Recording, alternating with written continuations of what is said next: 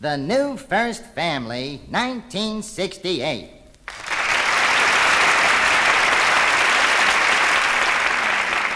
Well, well, folks, here we are about to embark on an adventure together. This is a fanciful, futuristic, and fun-filled fairy tale. It all begins in 1968 in a mythical country called the United States of America. Oh, boy, this is the story of this bozo who... But why should I tell you? Let's just listen to Chapter 1, cleverly entitled The Election of the President, 1968. Ladies and gentlemen, the political upset of the century has taken place today. This November 5th, 1968, will go down in history because, as you know by now, President Johnson has been defeated. Richard Nixon has been defeated again. And for the first time in political history, a write-in candidate has been elected President of the United States. The President-elect is approaching the microphone to make his acceptance speech. Ladies and gentlemen, the new President of the United States. Judy, Judy, Judy. Oh, yes. Where else but in America can a man become president just by saying Judy, Judy, Judy? Yes, this is Cary Grant saying I don't know how to thank you for this award. I would like to thank all the people who made this possible. My agent, my makeup man, my tailor who told me to widen my lapels for the campaign tour through Texas. And for writing all my speeches, I'd like to thank Tennessee Williams, who got me the vote of all the mothers in America. I'm also indebted to Sophia Loren for playing the part of my wife during my campaign. And last but not least, ladies and gentlemen, my sincerest thanks to the two men who are most responsible for my election tonight. The men who wrote the original story, George Murphy and Ronald Reagan. Yeah.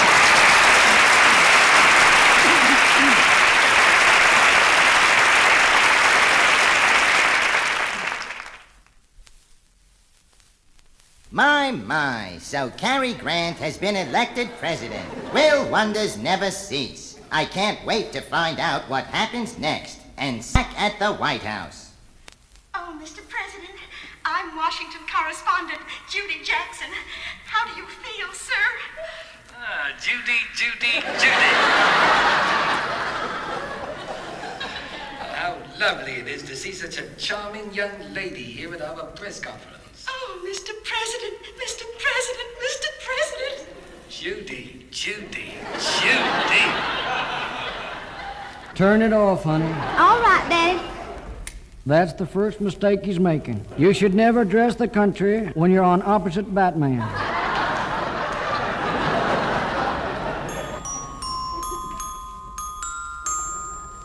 That's the doorbell.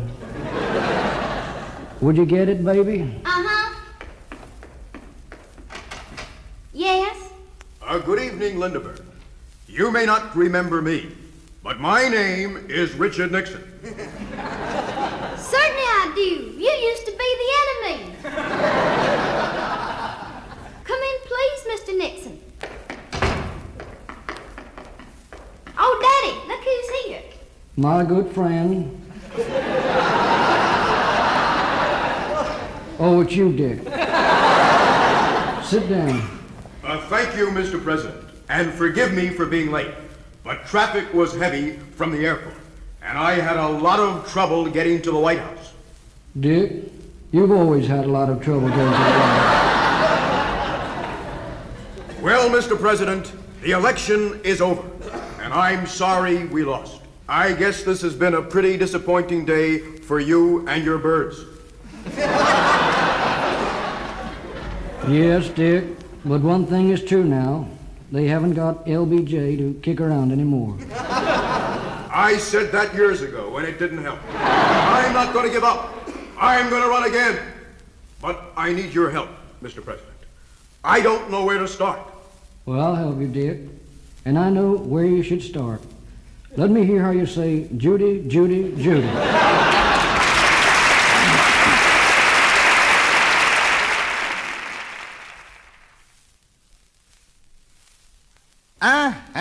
Golly gee.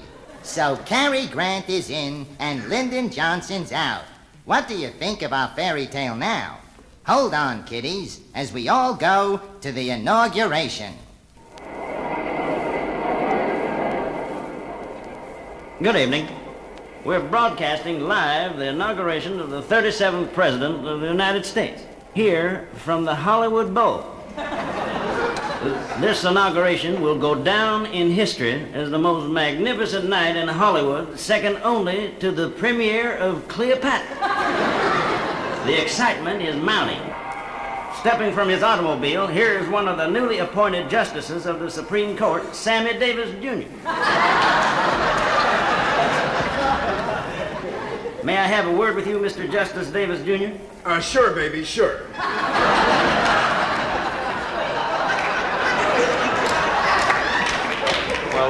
Are you and the other justices planning to make any changes?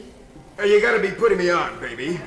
Have you seen the robes these cats have been wearing? Forget it. The squarest. We'll do something in a double-breasted robe with green pearl buttons and a mink collar. See you later, baby. Mr. Davis's appearance in the Supreme Court is through the courtesy of the Will Maston Trio.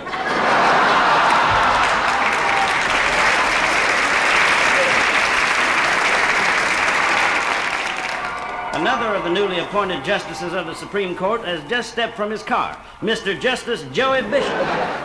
What momentous words do you have for America on this occasion of your appointment to the Supreme Court? Son of a gun.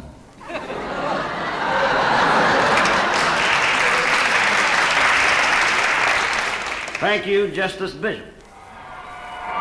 And now, here comes the Chief Justice, Mr. Frank Sinatra, arriving in the lobby in his Lear jet. Mr. Sinatra is accompanied by Mr. Nelson Riddle, Mr. Billy May, and Mr. Count Basie in his order. How do you do, sir? Dooby-dooby-doo, dooby-doo. Mr. Chief Justice, may I ask, when will the new Supreme Court convene? Thursday night, Clyde. Dooby-dooby-doo.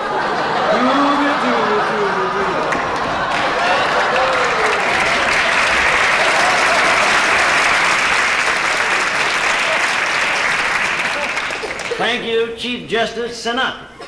The inaugural ceremonies are about to begin, and we switch you to the stage of the Hollywood Bowl for the formal swearing in of the new president.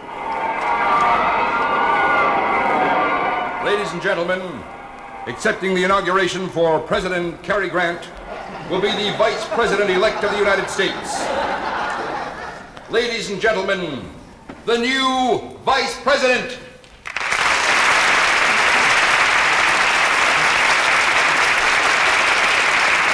Really fine, thank you, really fine. Really wonderful group of people here tonight.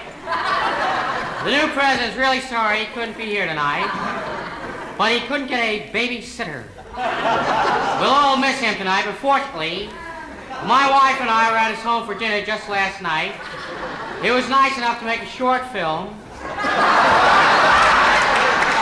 And he asked me to show it here tonight. All right, Bob, roll that, just roll it, will you? I love you.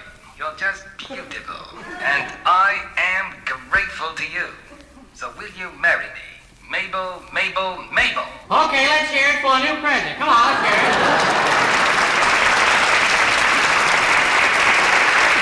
And that scene for his new picture of Mabel, Mabel, Mabel. Really fine. It's for the inaugural ceremonies. And I'll see you next Sunday night on my regular show. And along with me will be Mooney Trujillo, Lilo Trusty, Philly Kudu. So good night and drive your car.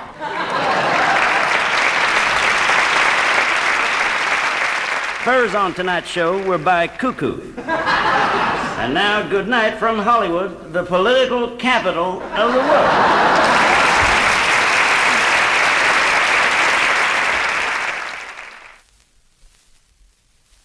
Gee whiz, booby dolls. Our mythical tale continues with a stirring episode secretly entitled, A Job for the Secret Service. Miss Noonan, this is an emergency. Tell the Chief of the Secret Service I need him in my office immediately.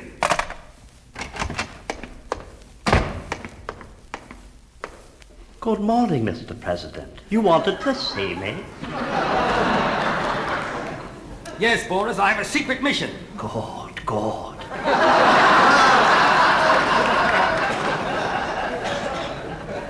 And every precaution must be taken so that no one finds out where I'm going. The safety of the nation is involved. Right, sir. I want 4 Secret Servicemen. We'll use the plain black limousines and we'll leave by the secret underground exit. The secret underground exit? That's grand. Now I'll finally find out where it is. Yes, and we'll need my new plane. I'll have your secret jet waiting at the secret airfield in secret Arlington. Right. This is top secret. No one must know where I am. I'm ready, sir. Let's go. Oh, one more thing, Boris. What, sir? You better call Sheila Graham and tell her or she'll kill me.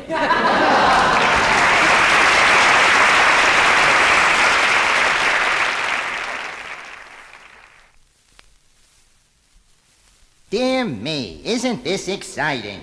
Our modern-day fairy tale continues. The new president, Cary Grant, has appointed his new cabinet. What do you say we sneak in the side door of the White House and meet the new cabinet? Good evening, ladies and gentlemen of the press, and that's one of the nastiest remarks I have ever heard. May I welcome you and say that we are all here today to play You Bet Your Country. Here is the star of our country, Cary Grant.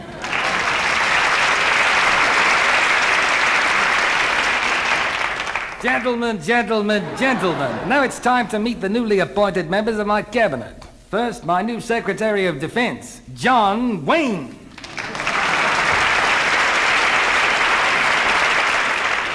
Hiya, fellas.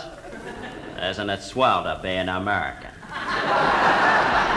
Now, the first thing I'm gonna do is scrap all the bombers, and the tanks, and the missiles, and our atomic weapons. But, Mr. Secretary, how will we protect ourselves from the enemy? That's easy. If we're invaded, all I have to do is get all the wagons together in a circle.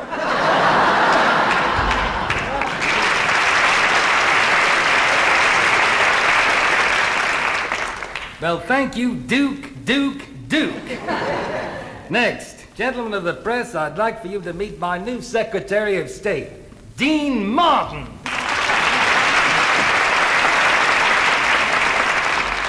Well, thanks, good looking. Let's hurry it up here, buddies. I gotta go make a speech on air pollution. Well, how do you feel about air pollution, sir? I'm in favor of it, buddy. I'm in favor of anything that helps you get polluted. But what is your answer for world peace, Mr. Secretary? Wheat's the answer, man. We need more wheat all over the world. Because the more wheat we grow, the more booze we're gonna have. And if everybody in the world is stoned all the time, nobody's gonna want to fight. No more war. Just hugging and kissing. I'll see you later, buddy.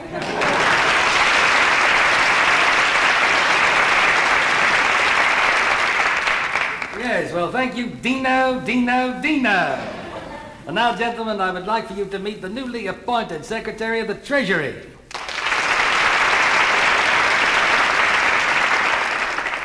Hello again, and I'm just thrilled that only in America can a poor boy from Waukegan become Secretary of the Treasury. And at age 39.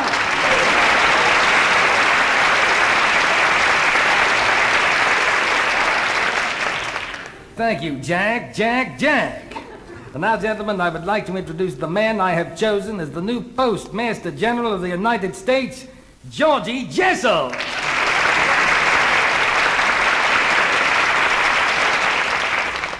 Ladies and gentlemen of the Fourth Estate,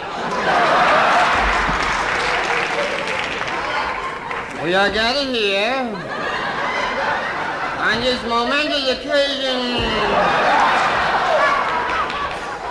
to pay homage to this great man. Me.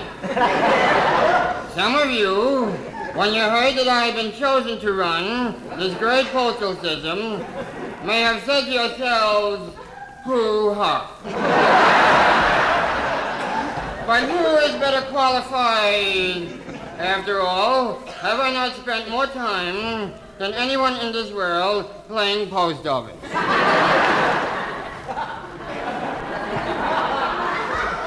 Sir, what changes do you propose for the postal system? That reminds me of a story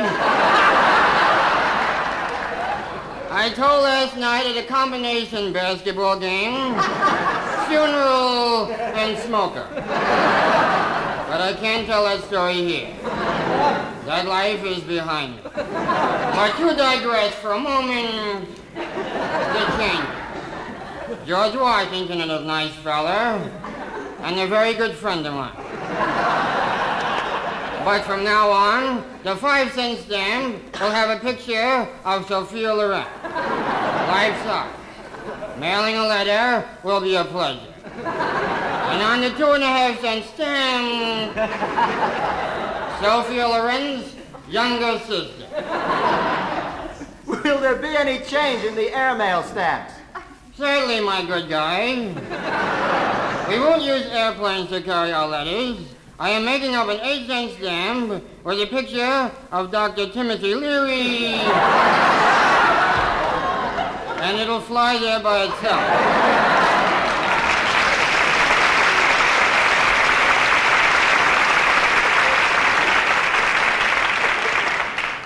Yes, well, that's it, gentlemen. And before leaving, I would like to announce that I am naming as my special advisor the junior senator from California.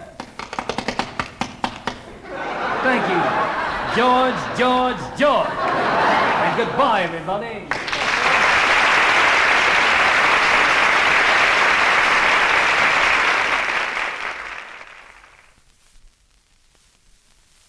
Glorioski. While Cary Grant and his new administration cavort and carry on around the White House pool, the opposition is getting restless.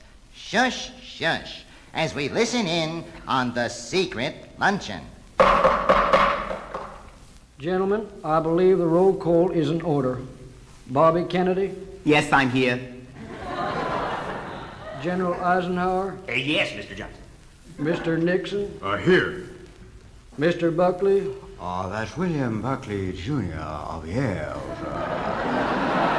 And I'm here. And Senator Dirksen.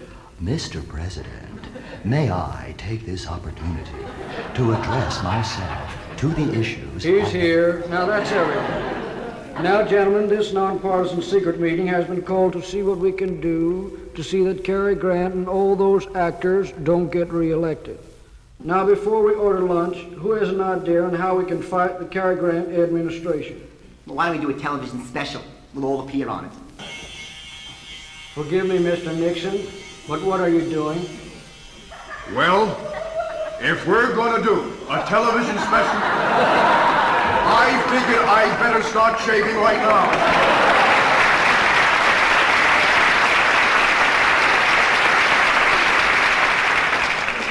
Dick, please, you're interrupting.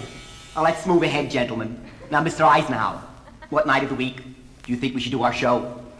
Yeah, it would seem to me, that is, I would think that there was a committee when I first started as a cadet. I would believe it's, I don't know.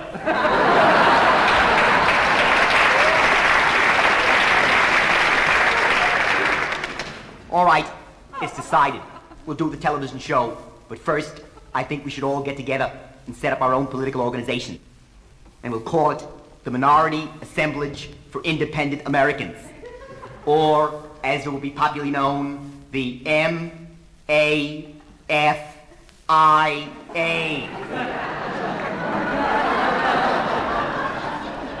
Now, the first thing we must do is change the name of this organization.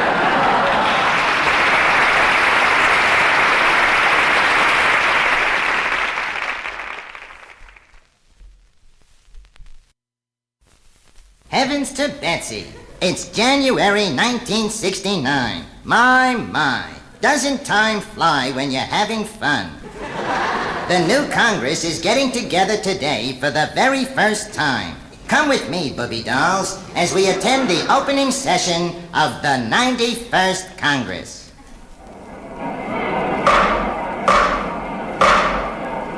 Gentlemen, here is Senator Gregory Peck.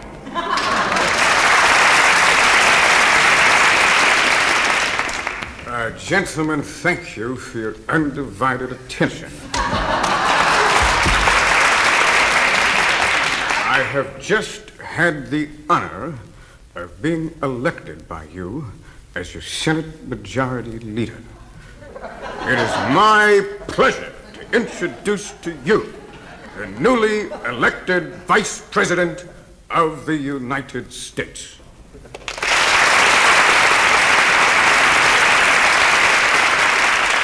Thank you.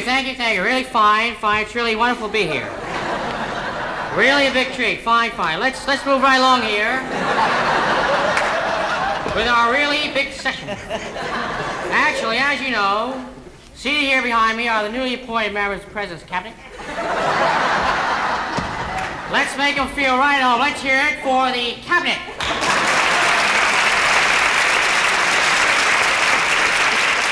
Really swell bunch of guys. And you're really going to be seeing a lot of them from now on. Hi, fellers. Now, moving right along here, some old friends of mine in the gallery today here to wish us luck. Let's say hello, sitting right there in the front row, a really wonderful feller. He flew in from Paris, France, just to be with us tonight. Let's hear it now for my pal, Charles de Gaulle.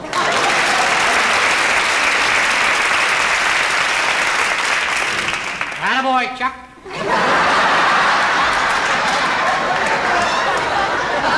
know, my wife and I were talking last night about that wonderful job you did in Algeria. And I'll see you at the Cannes Festival in May. Good luck, Chuck. Moving right along here, let's say hello to a lovely and talented young lady. We all know her and we all love her. From London, England. Right there, one of the best. Queen Elizabeth, let's hear it.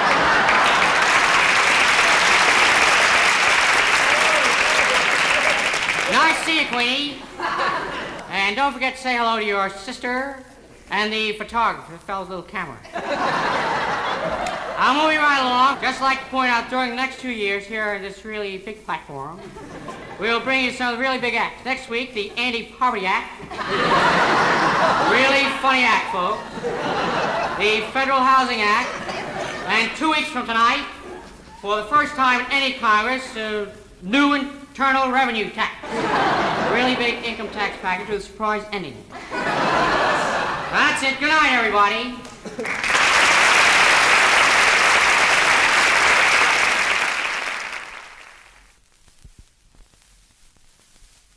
Doesn't protnik, kazni brodnis nepri, asti protnik, gesni brosnai. Which means, well, here comes the showdown with the Soviets. Miss Hartstone, has our ambassador to the United Nations arrived yet? Good. Would you ask him to come in right away, please? Thank you. See you. Oh, yeah. Yeah, it's nice to see you, Mr. President Pops. But Louis, I need your help. I know you just got back from the Soviet Union where you met with Premier Kosygin. Oh, yeah, Pops, that cat really plays a mean balalaika. Yes, but Louis, I'm having a lot of problems with the Premier, and I've completely lost my patience. I'm demanding a decision from him. And now, would you ask Molly to get him on the overseas line for me, please? My pleasure. Hello? Molly? This is Louis. Molly, would you get Premier Kosygin of the Soviet Union on the phone, if you please? I'll wait. Stop the... Oh,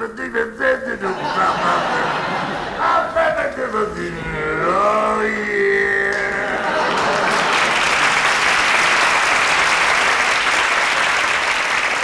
Yeah? Hello, Premier Kosygin, baby. This is Louis speaking. Hold on a moment. The press would like to talk to you. Hello, Mr. Premier. This is the President of the United States speaking. Now, Mr. Premier, I don't mind telling you that I'm sick and tired of your lack of cooperation in this issue.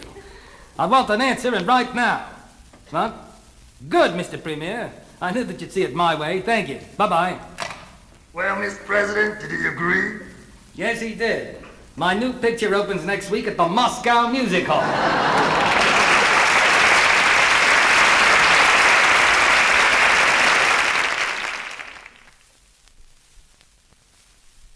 Jumping Jehoshaphat. You wouldn't believe what's going on since Cary Grant and his Hollywood cronies took over the White House. Let's look in on one of our sub-heroes as he goes to the acting school.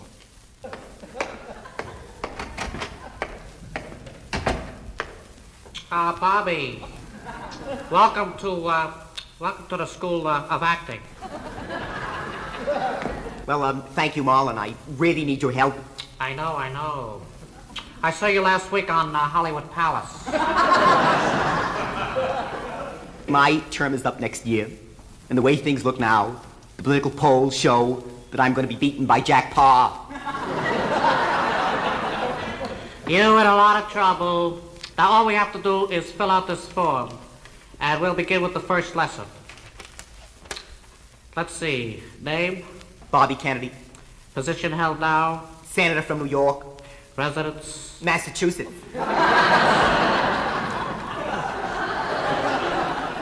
Do you have any talent or unusual ability? No, I've always been a politician. Are there any impressions of famous people that you do? Well, there is one. How nice it is to see you. We're having a party tonight. Lady Bird and Lucy Bird and Pat and Linda Bird and what's his name, the actor. And he just rambles on like that. But believe me, I get big laughs at parties. Oh, man, that's terrible. Listen, you my friend, huh? Don't go to those parties no more. Besides that political jazz, it's out now. You ought to know that. You need a movie star image. Well, see if you think this is the right image. It's my wife's favorite, Kirk Douglas. Ethel, it's been a very romantic weekend. And here we are alone together. Just the 12 of us.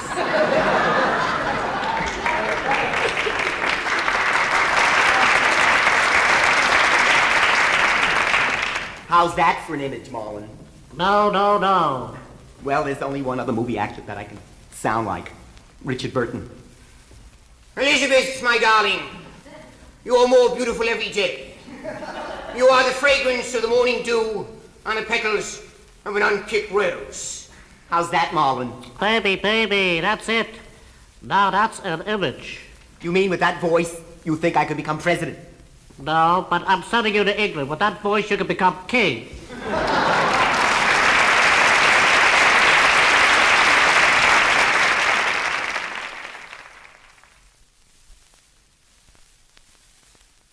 Well, what's this? Uh-oh. Odds bodkins. Chaos.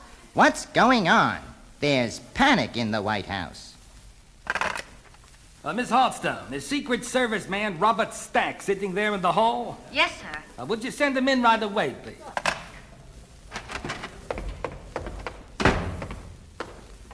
Yes, Chief. You called, you rang.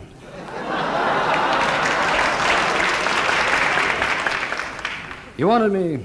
Well, Bob, we're making a major change around here, and I'm making you head of the operation. Right, Chief. The head, the boss, the top dog, the big cheese. Right, Chief. Now, until we're ready to make the move, everything must be kept top secret. Right, Chief. Top secret. Under wraps. Mum's the word. Hush, hush. Right, Chief. And since this is a major change I'm making, I want my cabinet here immediately. Right, Chief. The Secretary of State, the Secretary of Defense, the Secretary of the Interior. Oh, shut up, Bob. Right, Chief. Shut up the mouth, the trap, the lips. The yap, button it up. Right, Chief. Now drop everything else you're doing. I want your full cooperation with this. Right, Chief. Because Tuesday morning at 8 a.m. we're picking up the White House and moving it to Beverly Hills.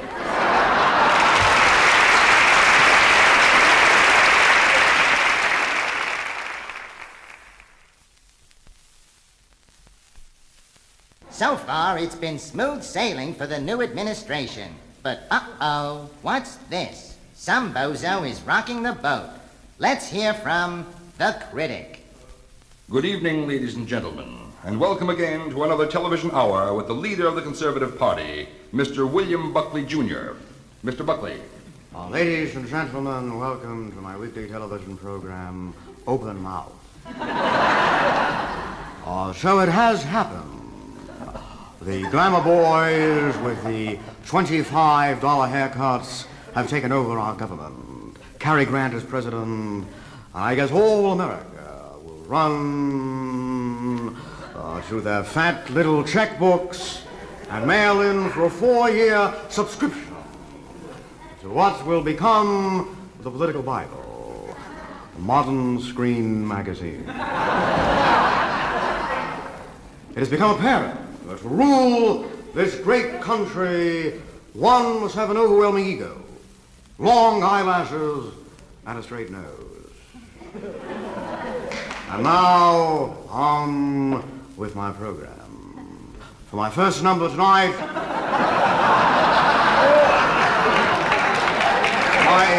my new arrangement of Strangers in the Night.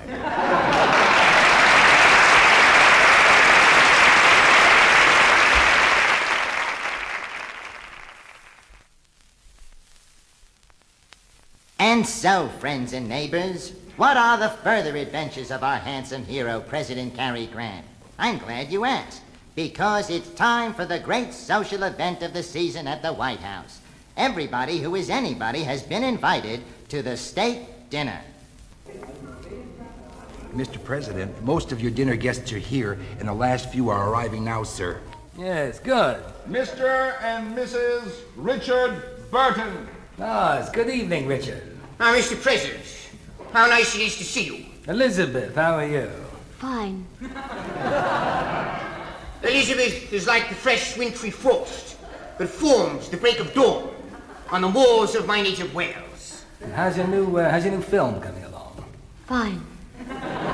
Elizabeth's film is like the warm breath of a summer breeze tripping across the Welsh meadow. Well, Elizabeth, it's always nice to chat with you. Yes. Richard? Yes. Come with me, my little chatterbox. Your voice to me is like a haunting melody that plays on the heartstrings of the world.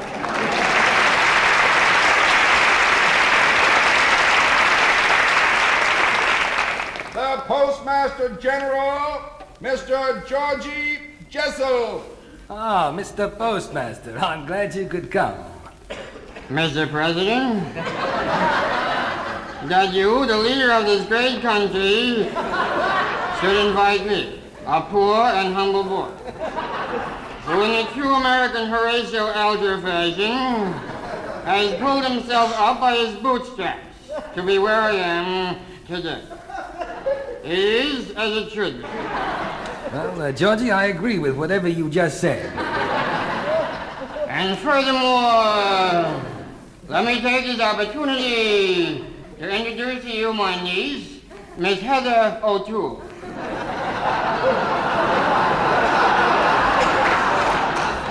Yes, it's nice to meet you. My pleasure. Also, Mr. President, my other niece, Miss Candy McNamara. Her younger sister, Lollipop McNamara. Another niece of mine from Copenhagen, Miss Kimberly Franklin.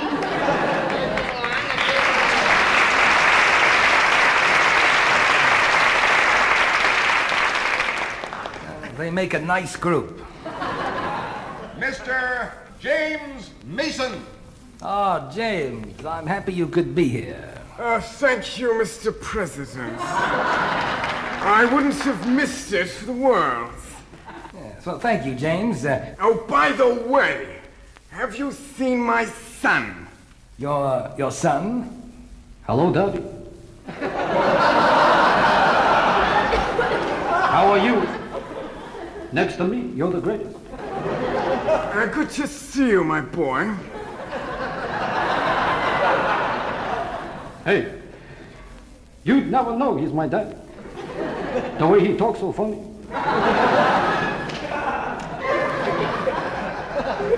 Well, tell me, Jackie, are all the arrangements completed for dinner? You're asking me?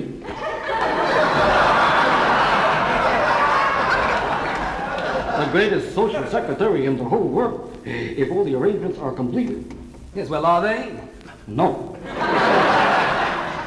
Don't worry. Attention, ladies and gentlemen. We are now ready to sit down to dinner. And I'll tell you where you should sit. Mr. Jessel, you and your nieces take the 25 chairs at the end of the table. Now, Richard Boynton, you'll sit here. Miss Taylor will sit on your right. Next to Miss Taylor, Eddie Fisher. Just a minute. Scratch that. Now, Eddie Fisher, you'll sit on the other side. Next to Debbie Reynolds. Hold it. Don't nobody move. Let me see. Ava Gardner, will you sit next to Frank Sinatra? Oy. Doesn't Roy Gaynor? Try this now. Artie Shaw. Ooh. No, he can't sit next to anybody.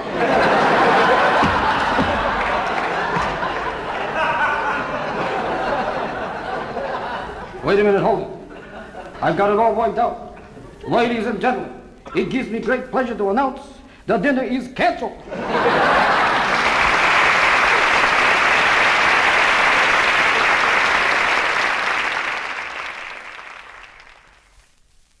Well, well, our fanciful, futuristic, and fun-filled fairy tale is finished. Or is it? Will our hero, the handsome Prince Charming, continue to live happily in that big, beautiful White House? Well, we'll just have to wait and see, won't we? Bye now.